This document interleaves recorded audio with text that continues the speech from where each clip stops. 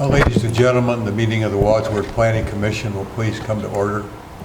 First item on our agenda is public participation, and looking at the audience, the only people that are here are the applicants for the projects we're going to discuss later in this meeting, so I will move on with the agenda. Under old business, the first item is the minutes from the July 22nd, 2024 meeting. Commissioners, are there any additions or corrections or a motion to approve? Mr. Chairman, I'll move that the Planning Commission approve the minutes of the July 22nd, 2024 meeting as presented. Second. Heard the motion, the second. All those in favor of the motion say aye. Aye. Aye. Those opposed, same sign. Motion carries. Next item is a conditional zone certificate for a site plan and replat, bank and drive-through and public storage facilities at 1100 High Street. Mr. Kaiser?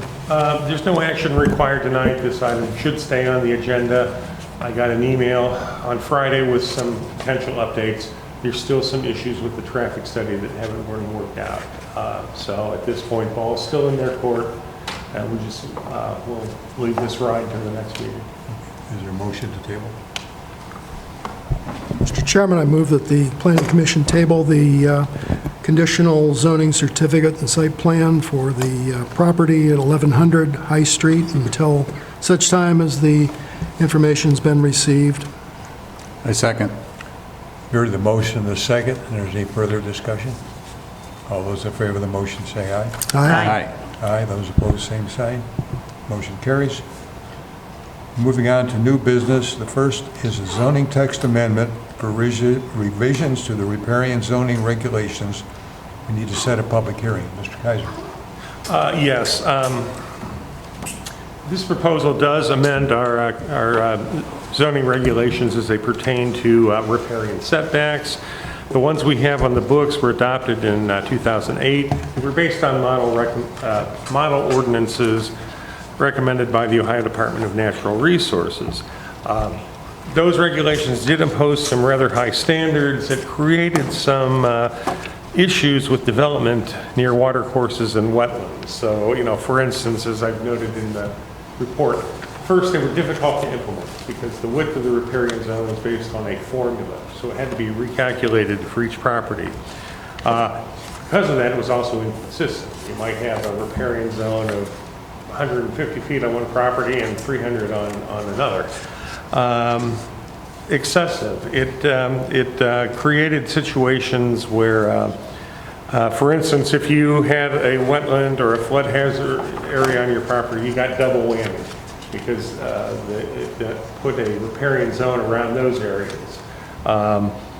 In fact, it did create a situation several times where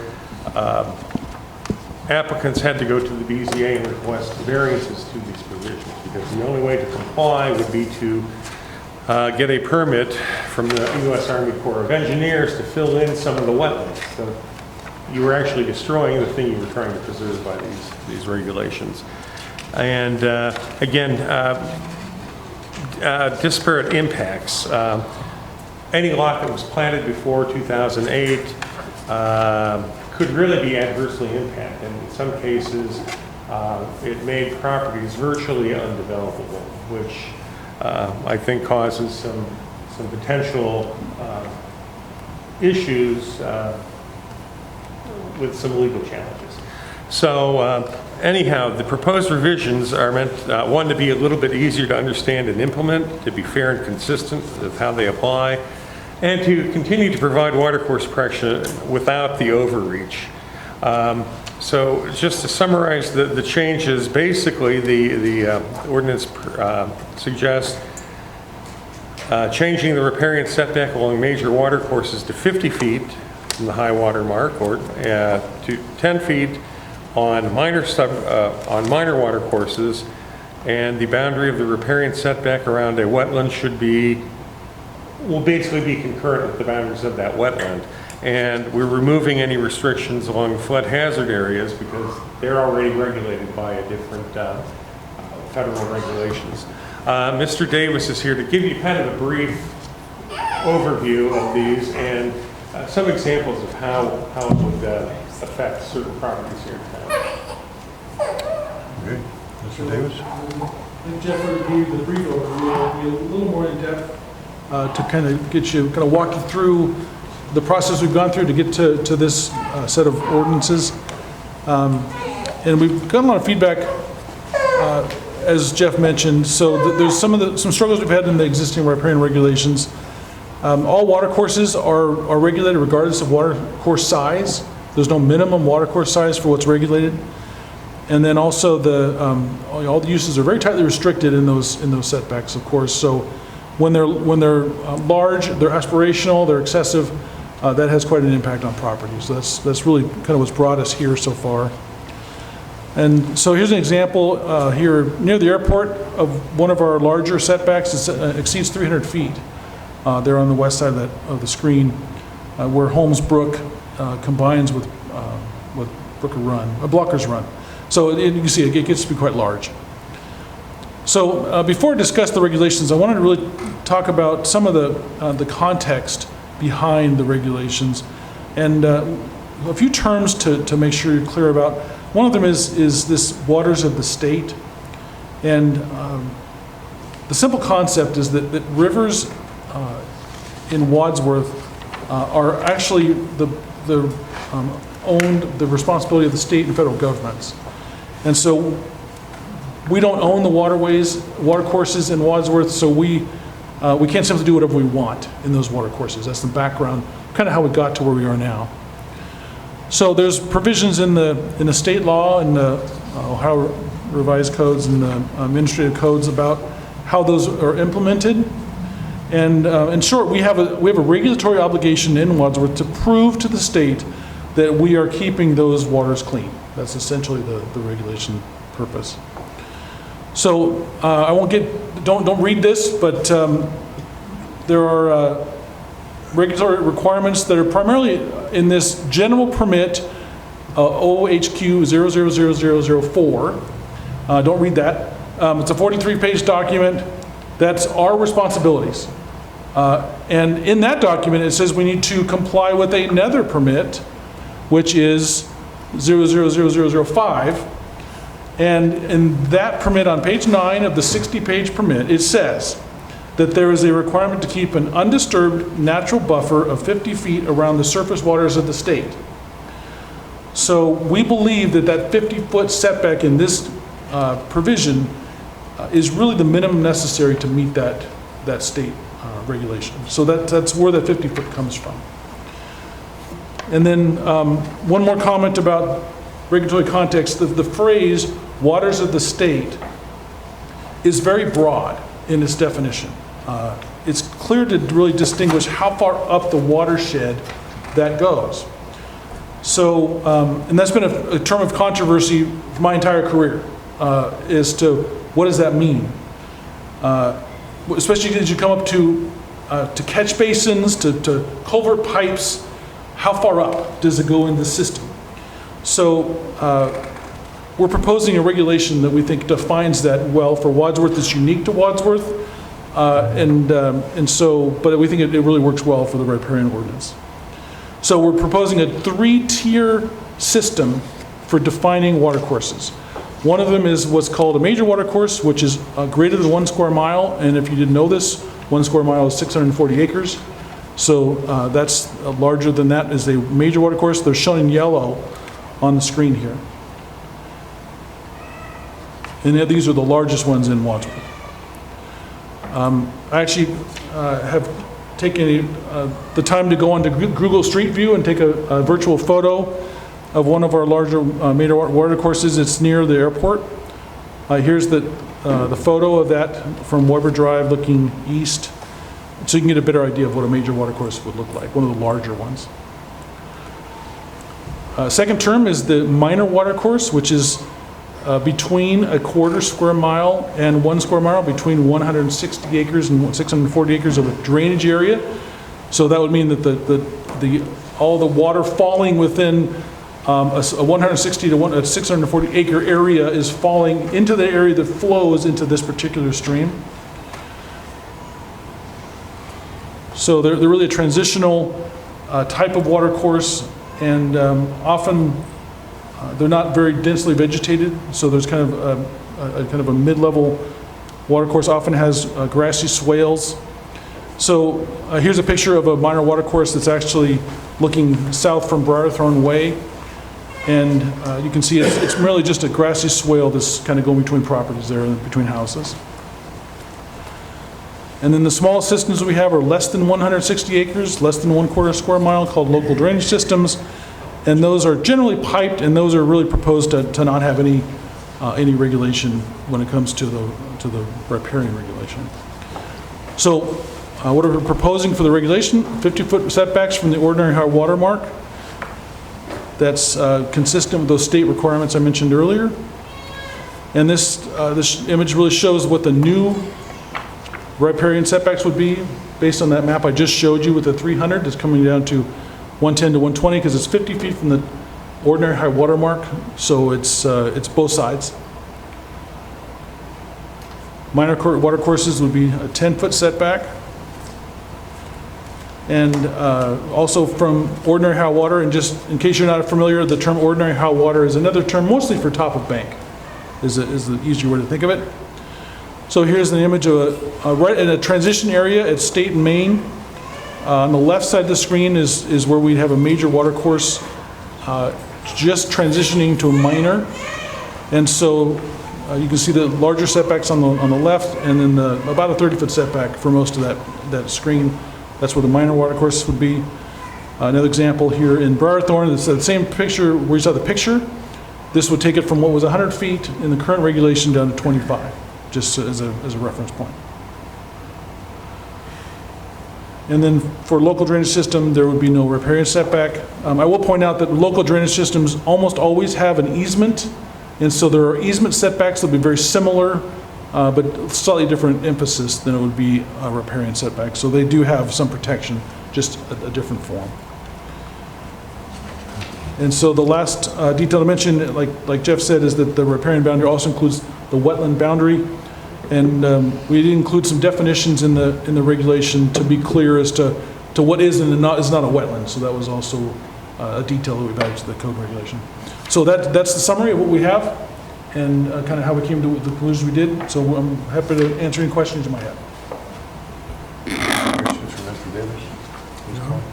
Yeah, I think this is a much fairer way, and the tiered structure, because before it was kind of a one-size-fits-all, and that created a lot of disparate impacts and put a lot of burden on people that had smaller properties, or just, depending on where these water courses ran in the property, it could really break up a project. So with that in mind, I would recommend that we set a public hearing. We've got a copy of the draft ordinances for our next meeting, the 26th, I believe. Yes. Yes, at 7 o'clock. Okay. Is there a motion to that effect? Make a motion that the commission set a public hearing for the proposed zoning amendment for Monday, August 26, 2024, for 7 p.m. Second. Heard the motion and the second. Is there any further discussion? All those in favor of the motion say aye. Aye. Aye. Aye. Those opposed, same sign.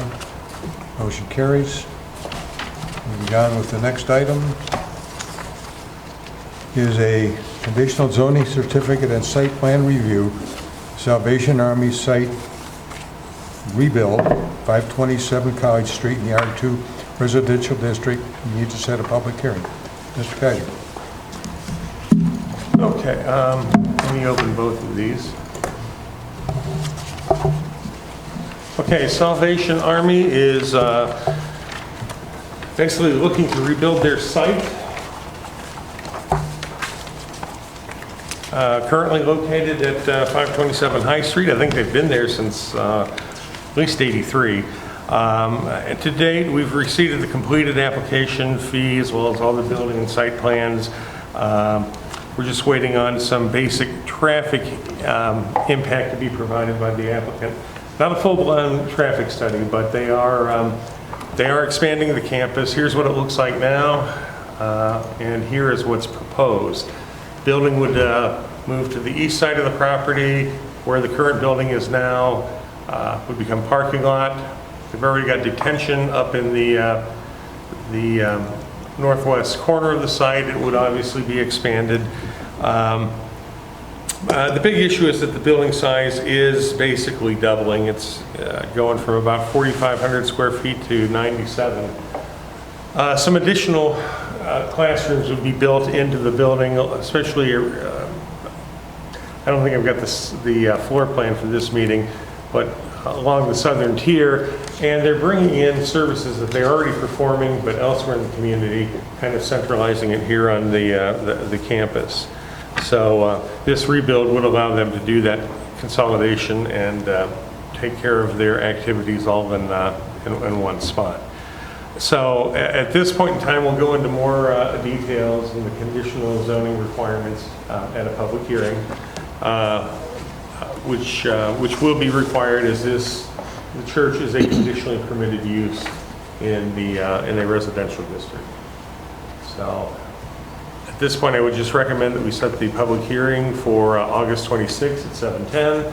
And representatives from the Army are here to answer any questions or maybe fill in some gaps. Your name and address for the record, please. My name is Envoy Ashley Smith, and my address is 232 Creekview Circle, Wadsworth, Ohio, 44281. Thank you. Do you have any questions for the commission at this point? At this point, no. I apologize that traffic study was not given to you. It was sent in, and we were told that it would be sent, so I apologize for that. And if you have any questions regarding it, I can certainly answer them.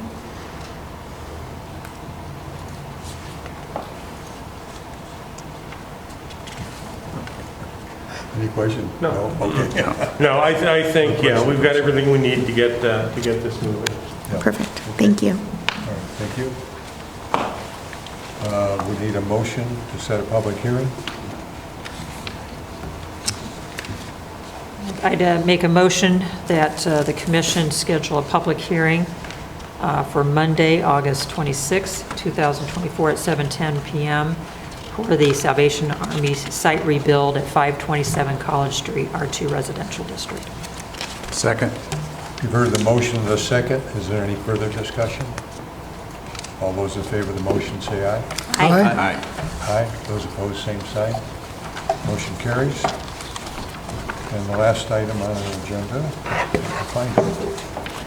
is a report, or a replat, excuse me, of city lots 4543, 4544, and 6757, lots consolidation plat and right-of-way dedication and vacation for the Salvation Army, 527 College Street. Okay, yeah, the Salvation Army property consists of 3 separate lots. There's the lot that the existing church and parking lot is on. That's one lot. They did purchase 2 house lots to their east between their building and Westgate Avenue in the past. Those buildings have been raised. This shows the element plan is that the lots would be consolidated to create the one new parcel for the plan we just previously saw. So the church building would be moved over here to the east, parking and detention here on the west. We actually approved a similar plat back in 2000.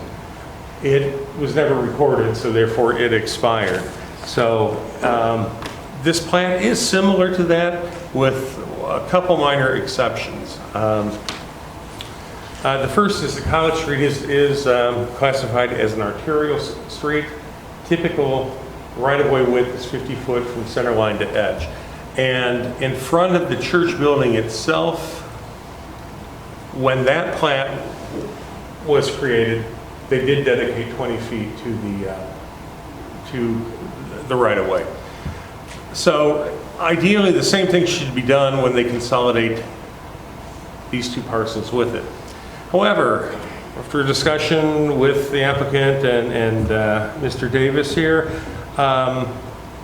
really it was suggested that it's not likely that a full 50-foot centerline to edge right-of-way would be required.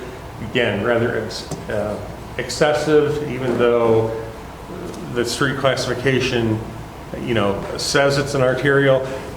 In other words, The traffic generation needed to expand to 5 or more lanes in this area is not likely to occur in the foreseeable future.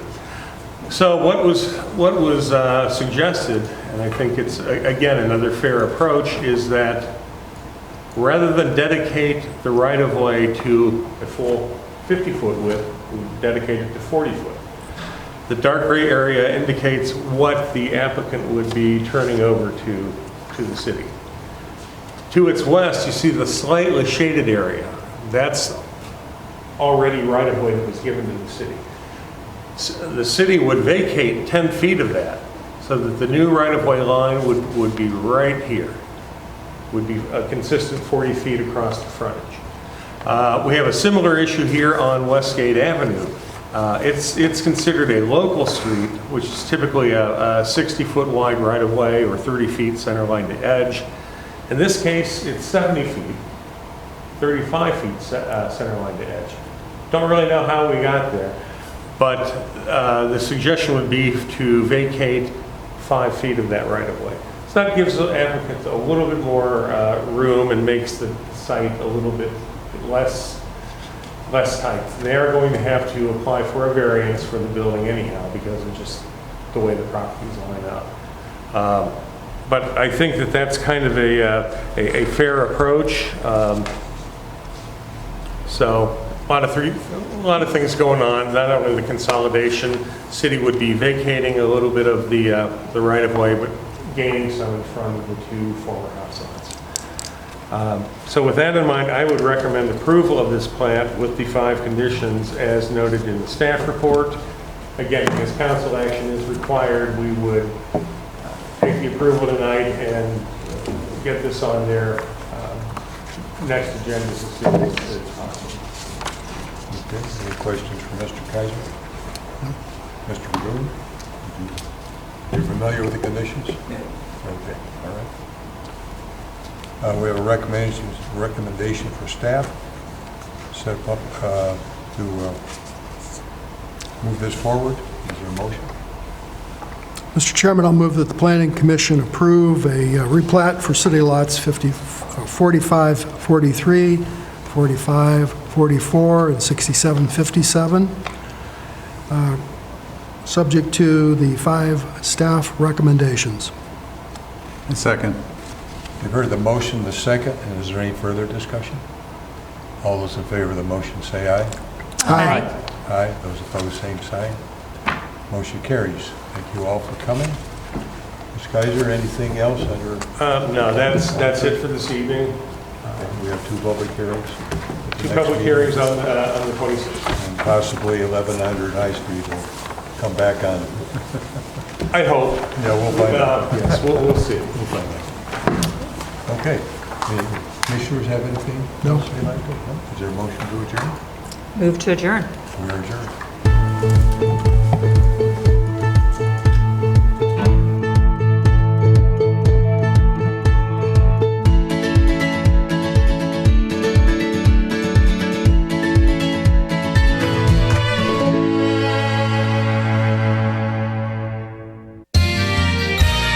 You are watching WCTV, Wadsworth Community Television.